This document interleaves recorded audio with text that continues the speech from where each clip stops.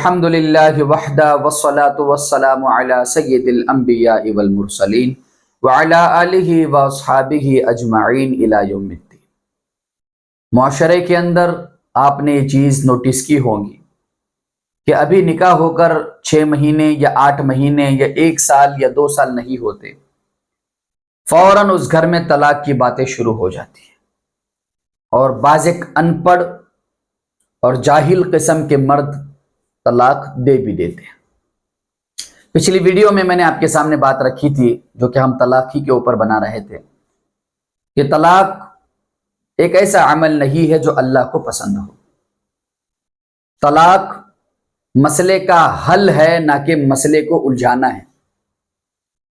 طلاق زندگیوں کو سیکیور کرتا ہے، نہ کہ زندگیوں کو برباد کرتا ہے۔ لیکن طلاق کب دی جائے اس کا علم بھی آپ کو ہونا چاہیے۔ اس کا علم اگر آپ کے پاس نہیں ہے تو یاد رکھیے یہ طلاق آپ کے لیے وبال جان بن جائے گا۔ یہی طلاق آپ کے دوزخ میں جانے کا ذریعہ بن جائے گا۔ یہی کسی کی لڑکی کی زندگی جو تم نے برباد کر دی ہے، یہی تمہارے جہنم میں جانے کا سب سے بڑا سبب بنے گا۔ ہم تو انشاءاللہ آگے بیان کریں گے کہ طلاق کب دینا چاہیے، کیوں دینا چاہیے اور کس وجہ سے دینا چاہیے۔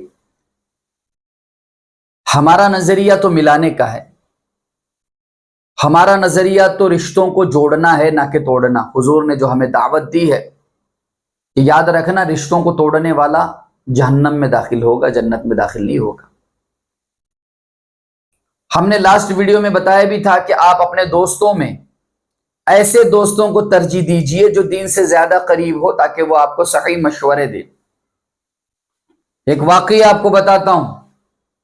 ایک دوست تھکا ہارا جھگڑا کر کے اپنے گھر سے باہر نکلا، کام سے تھک کر آیا ہوا تھا، بیوی کا جھگڑا ہو گیا کسی بات پر، ماں کا جھگڑا ہو گیا کسی بات پر، یہ ساس بہو کا جھگڑے، اس میں وہ بیٹا مل گیا، بیٹا باہر نکلا۔ نکلنے کے بعد اس نے اپنے ایک دوست سے پوچھا، اس کا وہ دوست گٹکھا کھانے والا، علم سے نہ محروم، دین سے دور، اس دوست سے اس نے بات کی کہ میری بیوی میری ماں کو بھی پریشان کر رہی ہے، مجھے بھی پریشان کر رہی ہے، آخر میں کیا کروں؟ اس جاہل دوست نے اسے رائے دی کہ طلاق دے دے۔ اگر تیری بیوی تیرے ناک کے نیچے نہیں ہے اور سر کے اوپر پانی ڈال رہی ہے، طلاق دے دے، چھوڑ دے دے، ایسی نافرمان بیوی کی ضرورت نہیں ہے، معاشرے میں بہت اور بیٹیاں پڑی ہوئی ہیں، کسی اور سے نکاح کر لے۔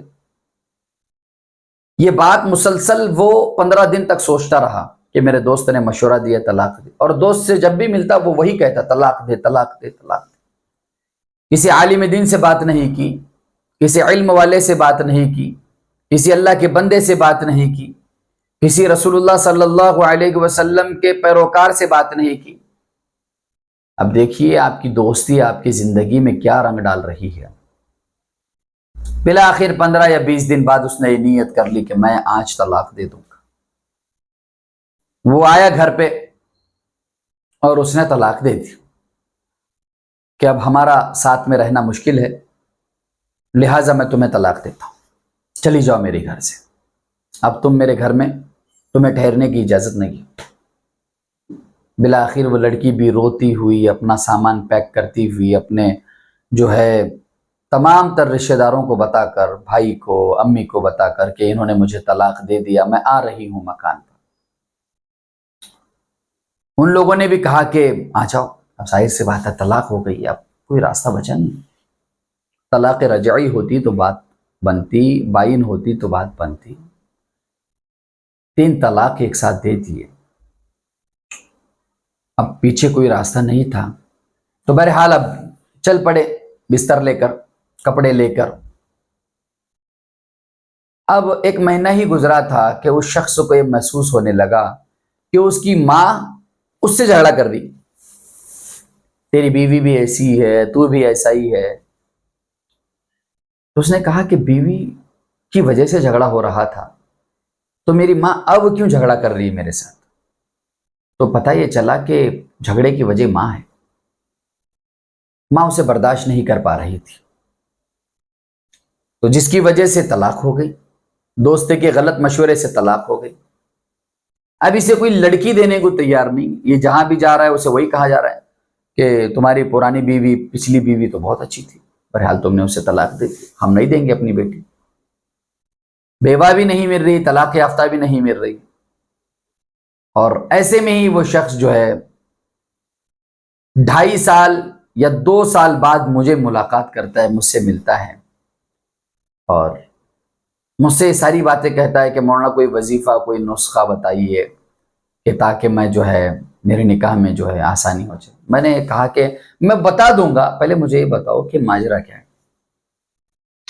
اس نے جب یہ پوری کہانی مجھے سنائی جو کہ ریالٹی ہے، تو میں نے کہا کہ تمہیں دوست نے غلط مشورہ دیا، تم ماں کے بہکاوے میں آ گئے، تم نے قرآن کی طرف آنا پسند نہیں کیا، حدیثوں کی طرف آنا پسند نہیں کیا، جس کی نوبت یہ آن پڑی کہ آج تمہاری بیوی تمہارے پاس نہیں ہے، وہ مطلقہ ہو چکی ہے اور تم بھی الگ تلگ ہو چکے ہو. اس نے کہا مولانا ان 2 سالوں میں نے اس کی بڑی یاد کی، اس کی کوئی غلطی نہیں تھی، وہ کھانا بڑا اچھا بناتی تھی، وہ میرا خیال رکھتی تھی، ماں کے ساتھ کچھ انبن اس کے ساتھ ہوتی تھی ضرور، لیکن مجھ سے کبھی اس نے جھگڑا نہیں کیا. میں نے کہا کہ اسلام آپ کو ایک اچھے معاشرے کو ڈیولپ کرنے کے بارے میں بتاتا ہے، آپ تو معاشرے کو دھکیل رہے ہو آگ کی طرف. کل قیامت کے دن اس سوال کا جواب کیا دو گے کہ میں نے اسے تمہاری بیوی بنایا تھا، تم نے کسی اور کی باتوں میں آ کر اسے طلاق دے دیا، کوئی غلطی نہیں تھی اس کی. اس موقع پر آپ کے پاس کیا جواب ہوگا؟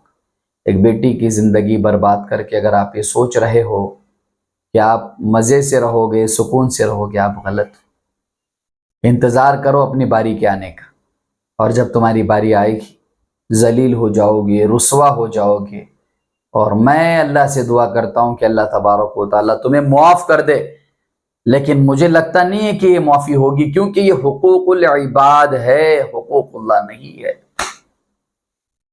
بیٹی کو زندگی بھر گھر میں بٹھا کر تم یہ سوچتے ہو کہ تم آرام سے، چین سے، سکون سے زندگی گزار پاؤ گے، اس کی بد دعائیں تمہیں جو ہے وہ ہمیشہ پریشان کرے گی. تم ظالم بن گئے، وہ مظلوم بن گئے. بیوی کے معاملے کے اندر حضور کی حدیث کی طرف آئے کہ میں تمہیں نرمی کا معاملہ کرتا ہوں، میں تمہیں عورت کے ساتھ نرمی کا معاملہ کرنے کو کہتا ہوں کہ اسے سیدھا نہ کرنا توڑ بیٹھو گی، اسی کی حالت پہ نہ چھوڑ دینا کہ وہ گمراہ ہو جائے. اس کے ساتھ اعتدال کے ساتھ، نرم مزاجی کے ساتھ، نرم کرسی کے ساتھ اس کے ساتھ جو ہے کام آنا.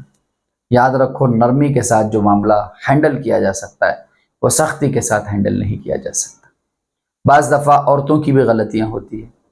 اس عورتوں کی جو غلطیاں ہے انشاءاللہ وہ نیکسٹ ویڈیو میں ہم بیان کریں گے. آپ حضرات سے گزارش ہے ان ویڈیوز کو اپنے دوستوں تک سینڈ کیجیے تاکہ وہ اپنی بیویوں کو طلاق نہ دے سکیں. وآخر دعوانا ان الحمدللہ رب العالمین.